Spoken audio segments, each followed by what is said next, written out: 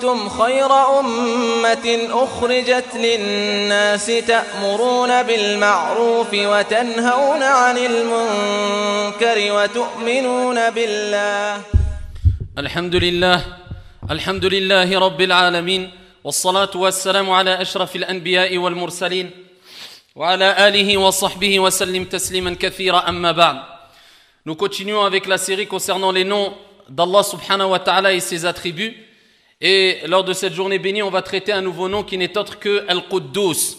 Alors, comme il est dans mon habitude de vous le dire, je vous le répète, il est très difficile de donner des traductions exactes des mots ou des noms d'Allah subhanahu wa ta'ala en langue française. En tout cas, je vais essayer de traduire le sens de ce nom divin qui n'est autre que Al-Quddus. Alors, Al-Quddus renvoie vers deux sens primordiaux à comprendre et à assimiler. Le premier des sens, c'est Al-Mubarak, c'est la bénédiction. Allah subhanahu wa ta'ala, c'est lui le parfait, c'est celui qui est exempt de toute imperfection et c'est celui qui bénit qui il veut et qui il veut, lorsqu'il veut, quand il veut, comme il veut.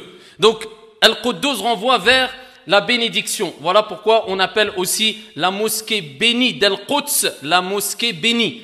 Masjidul Aqsa, parce que Al-Quds renvoie aussi vers le terme qui est béni. Et Allah tabaraka wa ta'ala a béni cette mosquée-là et ce qu'il y a autour de la mosquée de Al-Quds, comme il l'a mentionné dans Al-Qur'an Al-Karim. Et Al-Quddus renvoie aussi vers un autre sens qui est le très pur. Celui qui est purifié, celui qui purifie et celui qui est exempt de toute imperfection et déficience, subhanahu wa ta'ala. Et donc c'est lui qui purifie qui il veut, quand il veut. Donc on peut dire, nous pouvons dire qu'Allah tabaraka wa ta'ala, notre Seigneur, c'est lui Al-Quddus. C'est-à-dire, c'est lui le très pur, le sacré, qui sanctifie ses serviteurs vertueux en les purifiant de toute chose qu'il ne plaît pas à notre Seigneur tabaraka wa ta'ala ou de façon générale, de tout mal. Donc celui qui purifie les âmes, celui qui sanctifie qui il veut, celui qui bénit, le sacré par excellence, c'est notre Seigneur tabaraka wa ta'ala. Donc il faut comprendre que ce n'est pas al-asma, ce n'est pas les noms qui purifient la personne ou qui rendent la personne pieuse ou vertueuse ou sainte auprès d'Allah tabaraka wa ta'ala. Comme ce n'est pas la terre, l'endroit où tu vis la terre, qui va faire de toi un pieux ou un vertueux. Mais c'est quoi exactement qui va faire de toi un pieux ou un vertueux? Eh bien, c'est les causes. Quelles causes? Tes œuvres salutaires. C'est à travers tes œuvres salutaires et ta sincérité que Dieu va te purifier, que Dieu va te sanctifier, que Dieu va te débarrasser de tout ce qui est mauvais pour l'être humain. Et ce n'est pas la terre, comme j'ai dit précédemment. Pourquoi je dis cela? Parce que simplement, malheureusement, des personnes pensent que en se rendant dans des terres bénies, qui soit sont bénies, et on ne remet pas en cause cela, eh bien, ici, ils pensent que cette terre-là va le sanctifier ou faire de lui un pieux. Parce qu'il a été à la Mecque, il pense qu'il va devenir pieux et vertueux. Parce qu'il a été à Médine, il pense qu'il va devenir pieux et vertueux parce qu'il a foulé la terre de Médine. Alors qu'il n'a pas compris que tu peux être pieux et vertueux en France et désobéissant et mauvais à la Mecque. Alors je parle de la France et la Mecque, c'est symbolique en France parce qu'on vit en France, et la Mecque parce que c'est symbolique, c'est cette terre sacrée qui est certes sacrée et qui est une terre bénie, aimée par Dieu, et ici parce que c'est l'endroit vers lequel se rendent les musulmans à travers les 4 coins du monde afin de faire le grand pèlerinage al-Hajj. Alors des personnes pensent quand ils vont faire al-Umrah ou al-Hajj, ils vont revenir pieux automatiquement parce qu'il a été à la Mecque. Je répète, tu peux être pieux et vertueux en France et mauvais et désobéissant à la Mecque, comme tu peux être pieux et vertueux à la Mecque et mauvais et désobéissant en France. Pourquoi? Innamal ard la tuqaddisu ahada. La terre ne sanctifie personne. Et ces paroles-là, eh bien, c'est les paroles qu'a dit Salman al-Farisi, le persan, à Abu Darda, radiyallahu anhuma, comme il est relaté dans le Muwatta de l'imam Malik, rahimahullah ta'ala. Alors Abu Darda, qui vivait au Sham, terre bénie, il a envoyé une lettre à Salman al-Farisi, le persan qui était en Irak. Et il lui dit, Halumma ila al-ardi al-muqaddasa, rejoins-nous dans la terre bénie. Et là, Salman al-Farisi, al-Faqih, ce savant, lui a répondu, Innama al-ardu la tuqaddisu ahada, innama yuqaddisu al-insana amaluh. Sache que la terre ne sanctifie, ne purifie personne, mais ce qui sanctifie, c'est-à-dire qui rend une personne pure, exempte de grands péchés, eh bien, ce qui sanctifie la personne, eh bien là, il a mentionné les causes, car c'est Allah qui sanctifie, bien sûr, mais il sanctifie celui qui a fait les causes et à travers ces causes, il a mérité qu'Allah Azza wa Jal le purifie, le sanctifie. Et il dit, mais ce qui sanctifie, ce qui purifie la personne, ce qui fait de la personne une personne pieuse et vertueuse, ce sont ses actions. Voilà pourquoi il faut bien comprendre cela. Ce n'est pas la terre ou une appellation ou un nom ou je ne sais quoi qui va faire de toi un pieux, mais c'est les actions. Sinon, ça serait trop facile.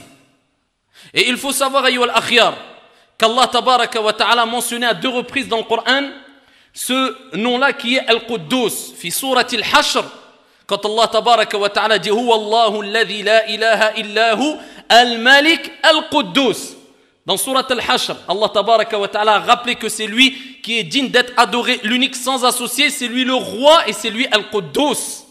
Donc c'est-à-dire Al-Quddus, on a dit le très pur, le sacré, si on veut. Le très pur, le sacré. Et dans surat al-Jumu'ah, alors comment vivre avec ce nom qui est Al-Quddus? Eh bien, c'est en rappelant qu'on reconnaît qu'Allah tabaraka wa ta'ala est exempt de toute imperfection et de tout péché à travers plusieurs moyens, à travers plusieurs paroles, à travers plusieurs actions, plusieurs actes d'adoration. Entre autres, il y a al-iman billahi azza wa jal, la foi en Allah tabaraka wa ta'ala, at-tawhid, l'unicité d'Allah tabaraka wa ta'ala, en adorant qu'Allah jalla wa ala. Donc tu reconnais à travers ton adoration que tu as compris ce nom qui est Al-Quddus, celui qui est sacré et qui est pur et qui est exempt de tout défaut et toute imperfection. Donc tu dis, Ya Allah, je reconnais que tu n'as pas d'associé. Je reconnais que tu n'as pas besoin d'associé. Je reconnais que que tu n'as besoin de personne, mais que tout le monde a besoin de toi. Li'annaka as-samad. Parce que toi, tu es as-samad, l'absolu. Donc tout le monde dépend. Et c'est en adorant Allah Azza wa Jal, en plaçant ta confiance en lui, en espérant de lui, en invoquant que lui, subhanahu wa ta'ala, et en demandant à lui de te donner ce que seulement lui peut te donner. Et tu ne passes pas par des intermédiaires. Tu concrétises l'unicité d'Allah tabaraka wa ta'ala. Et en accomplissant bien sûr des œuvres salutaires qui permettront à ta foi d'augmenter. لأن الإيمان يزيد بطاعة الرحمن وينقص بطاعة الشيطان.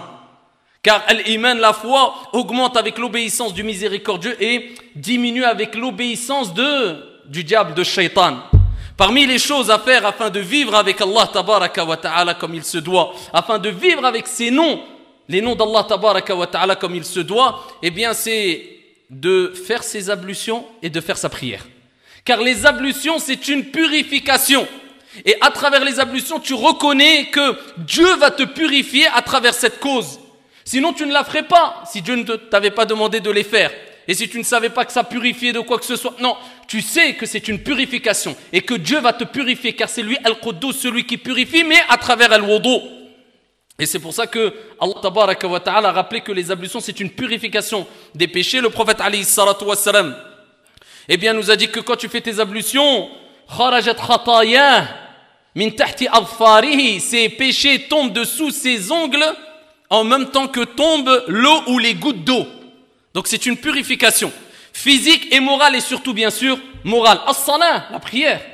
La prière, le prophète alayhi salatu wassalam fi sahih, il dit, que diriez-vous si vous aviez une rivière qui passe devant chez vous et 5 fois par jour vous vous lavez avec l'eau de cette rivière? Le prophète alayhi salatu wassalam, il dit aux compagnons, est-ce qu'il resterait quelque chose de vos saletés? Ils disent non ya Rasulallah, il resterait rien. Eh bien le prophète alayhi salatu wassalam, il dit, il en est ainsi avec la prière, les 5 prières par jour. Pas 2 prières, hein, ou une prière, ou quand je suis motivé j'en fais 3, quand je suis pas motivé j'en fais 5. 5 prières par jour. À la base on devait faire combien de prières? 50. Wa min rahmatillahi azza wa jal, de par la miséricorde d'Allah, Allah il a khaffaf, il a allégé jusqu'à ce que c'est descendu à 5 et on a la récompense de 50. 5 prières, ça prend pas beaucoup de temps et c'est le meilleur acte d'adoration auprès d'Allah tabaraka wa ta'ala, l'acte pratique. Eh bien le prophète il dit, il en est ainsi pour les 5 prières. Celui qui fait 5 prières par jour, ces 5 prières le purifient de ses péchés. Les 5 prières purifient des péchés. Donc tu te rapproches de Al-Quddus en te purifiant comme Al-Quddus veut que tu te purifies à travers des causes afin que Allah tabaraka wa ta'ala, Al-Quddus, le sacré, le très pur te purifie bi'idhnillahi tabaraka wa ta'ala. Al-Qalb, le cœur aussi. Il n'y a pas ce qui est apparent. Le prophète alayhi salatu wa salam fi Sahih al-Bukhari, il dit Inna Allah la yanzuru ila ajsamikum wa la ila suwarikum. Allah tabaraka wa ta'ala ne regarde ni vos corps et ni ici vos apparences. Walakin yanzur ila qulubikum. Il regarde vos cœurs. Il regarde vos cœurs. Et dans un hadith rapporté par Muslim, la version de Muslim, il dit wa a'malikum. Vos cœurs et vos actions.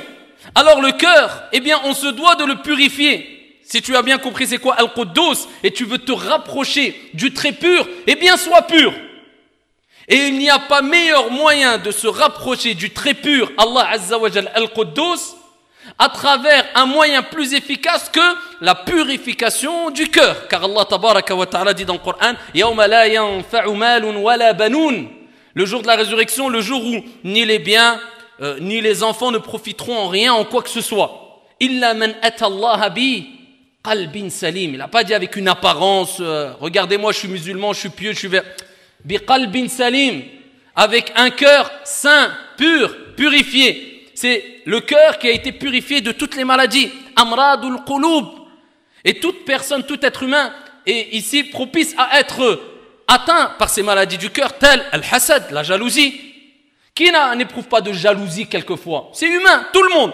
Lakin, qu'est-ce que tu fais de cette jalousie que tu éprouves? Est-ce que tu l'écrases? Est-ce que tu l'éteins? Est-ce que tu la laisses mourir en toi? Tu la combats? Ou est-ce que tu l'extériorises? Telle est la question. Eh bien, si c'est le premier cas, tu l'écrases, tu essaies de la combattre, de la maintenir afin qu'elle ne cause pas de dégâts, eh bien, tu es sur un bien évident. Et si tu la laisses s'extérioriser en faisant du mal, eh bien, tu as tout perdu. Eh bien, sache que tu es touché par une maladie qui fait partie des plus graves des maladies, par laquelle a été touché Iblis, Shaitan lui-même, quand il a vu qu'Allah a créé Adam alayhi salam, et il dit, après qu'il ait été jaloux, je suis mieux que lui, ana khayrun minhu. Tu m'as créé de feu. Khalaqtani min nar wa khalaqtahu min tin. Et tu l'as créé lui de quoi? De tin, d'argile. La jalousie, la rancœur, la haine, le riya, l'ostentation. Shoufouni, regardez-moi, je fais ceci et cela. Ça c'est l'ostentation. Wa ma umiru illa liya'budullaha mukhlisina lahu ad-din hunafa. Il leur a été commandé que d'adorer un Dieu unique en lui vouant un culte exclusif. Je ne fais pas ceci et cela pour plaire aux gens de toute manière. Fatigue-toi tant que tu veux et autant que tu veux. Wallahi wa rabbil Kaaba, tu ne pourras jamais satisfaire tout le monde. Donc à quoi bon perdre ses forces et s'efforcer à faire quelque chose qui est impossible alors qu'il t'est simplement demandé de plaire à ton Seigneur Tabaraka wa Ta'ala. Les gens ne seront jamais tous contents. Tu vas faire ceci, un groupe va te critiquer, l'autre va pas te critiquer. Mais tu vas faire autre chose, le deuxième groupe va te critiquer, le premier va pas te critiquer. Il a akhiri. Ils ne seront jamais satisfaits les gens. Donc, ala kulli hal, essaye de satisfaire ton Seigneur à travers le fait de faire du bien autour de toi, selon tes capacités. Fattaqullaha mastata'tum. Craignez votre Seigneur autant que vous pouvez. Parmi les actions, as-sadaqa. Tu veux te purifier, as-sadaqa. Et particulièrement, az-zaka. Az-zaka. Zaka, c'est obligatoire. On en parlera, Inch'Allah, du moins dans les cours de fiqh. Tant pis pour ceux qui ne connaissent pas ce sujet ou qui n'assistent pas aux cours de jurisprudence. Tant pis. On peut rien faire pour les gens. Je dis ça parce qu'il y a des milliers de personnes qui ne savent même pas comment et quand verser zakat. Zakat, je ne suis pas en train de vous parler de sadaqat, hein, les aumônes surérogatoires. Je vous parle de zakat qui est obligatoire, qui est un pilier parmi les piliers de l'islam. Et il y a des gens qui vivent sans ce pilier de l'islam alors qu'ils sont concernés par az-zakat. Ils doivent verser zakat. Comment, quand, combien, quand, je ne sais pas. Eh ben, interroge. Apprends ta religion. Talabul ilm faridatun ala kulli muslim kama qala alayhi afdalus salati wa askat taslim. Surtout que Allah Jalla wa Ala dit khudh min amwalihim. Prends de leur argent, une sadaqa, il parle de zakat. Tutahhiruhum. Ici ça va les purifier wa tuzakkihim biha. Ça va les purifier, leur permettre de se purifier. Donc il faut savoir que les aumônes de manière générale et particulièrement az-zakat, l'aumône obligatoire pour ceux qui réunissent les conditions et qui sont concernés par cette aumône obligatoire une fois par an, eh bien permet de purifier ton argent et de te purifier toi-même et de te rapprocher de ton Seigneur Tabaraka wa Ta'ala. Voilà pourquoi il est important que quand tu donnes une sadaqa, si minime soit-elle, eh bien donne-la de la meilleure des manières, c'est-à-dire, awalan, avec sidq. As-sidq, c'est la véracité, c'est la sincérité. Et voilà pourquoi as-sadaqa vient du mot aussi as-sidq. Parce qu'une aumône qui n'est pas donnée avec as-sidq, avec véracité, avec sincérité, avec honnêteté vis-à-vis de son Seigneur tabaraka wa ta'ala, est une aumône qui est rejetée. Donc as-sadaqa doit être donnée avec as-sidq. Et deuxièmement, savoir que c'est un moyen qui t'est bénéfique pour toi. Tu ne donnes pas en te disant « Ah bah grâce à moi, je vais aider un tel ». Allah t'a mis à disposition une œuvre, un projet, une personne à qui tu vas donner de l'argent afin de te rapprocher de lui. Donc normalement, presque, on pourrait même presque dire tu dois remercier la personne et donner cette aumône sans te plaindre et de la meilleure des manières. Embellis cette aumône. C'est pour ça que Aïcha, regardez jusqu'où allait notre mère, Aïcha radiyallahu anha wa ardaha, il est rapporté qu'elle mettait du parfum dans les aumônes qu'elle distribuait. Allah. Elle parfumait les aumônes. Avant de les donner, elle les parfumait. Même si elle donnait de l'argent, elle parfumait et elle donnait ses aumônes. C'est pas par amour de cet argent, non.